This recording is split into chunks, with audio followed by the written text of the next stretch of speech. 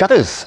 What's the best way to keep leaves and other stuff out of the gutters so you don't get a blocked gutter, blocked downpipes, and then potentially a problem into the roof or the eaves if the gutters do overflow?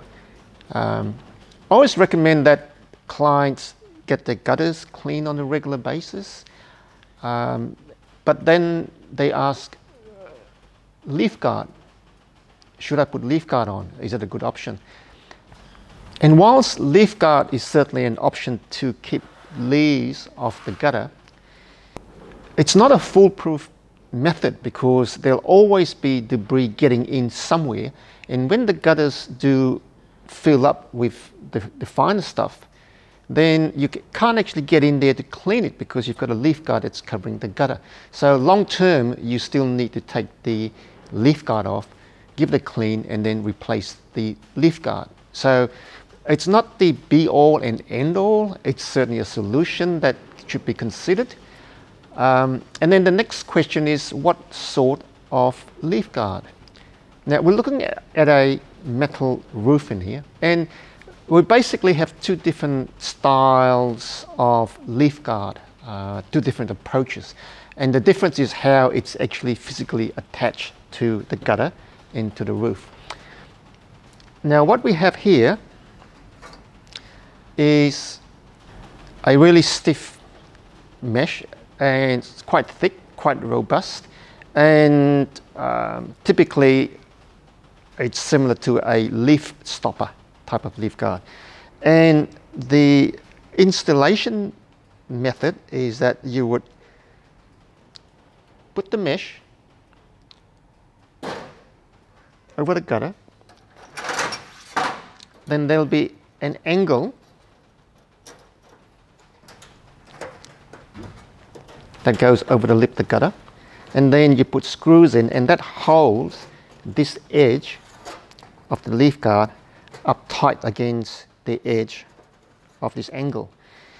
And what you do on the opposite end is you're supposed to put one of these things on every second rib.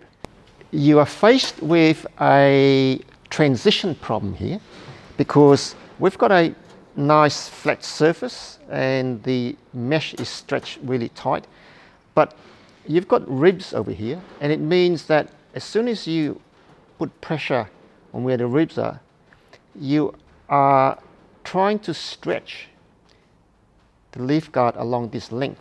This length stays the same, it doesn't get stretched, but this length tends to get stretched. So what do? The installation instructions say that what you need to do is where the saddle goes, you need to do two little cuts. Cut along there, and then another cut along there. So you'll see that there's the cut, like that, right? The little tab, and that doesn't need to be cut off. That can stay with the Leafguard, and when that goes on the rib, it allows that stretch to happen. It's what they call a pressure relieving cut right there. So it allows the mesh to expand, and what you do then is that gets installed like so.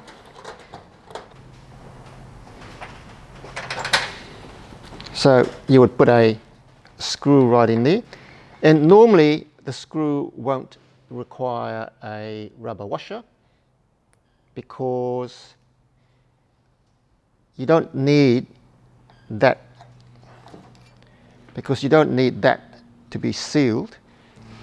But you do have a problem because you've got mesh underneath, you've got a screw that hasn't got a rubber seal.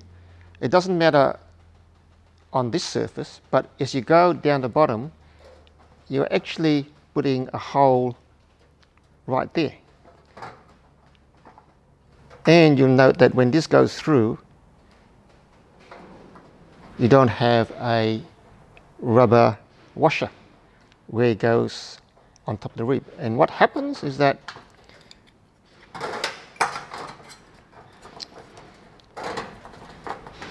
that edge will trap a lot of debris, and then water comes in here and this edge gets totally soaked. Water gets drawn in, and where the hole is, the water goes down the screw and into the hole and goes through the roof.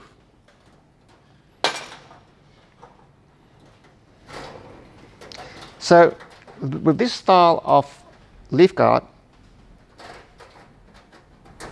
that's the pitfall, is that we are putting a hole on the roof, unprotected, and that becomes a source of leakage.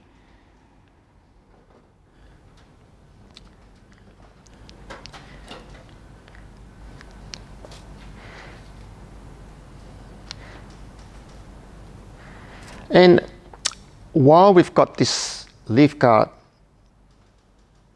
handy, the other problem with this Leafguard is that it is very, very sharp along the edges. So it's a job that really requires gloves, because otherwise you'll get a lot of cut hands when this gets installed, because the edges are sharp everywhere. Now, what's the other option? Is the leaf-free gutter guard, and you'll notice that it's got two edges and they're meant to be really sticky edges. And the difference in how this is installed is that there are no screws, everything's stuck on, nice and solid. The surface is clean, and that goes onto the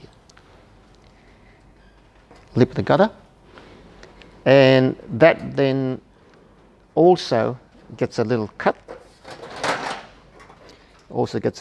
right on the rib, so it allows that stress relief and allows the mesh to stretch so that it will compensate for the extra length along here.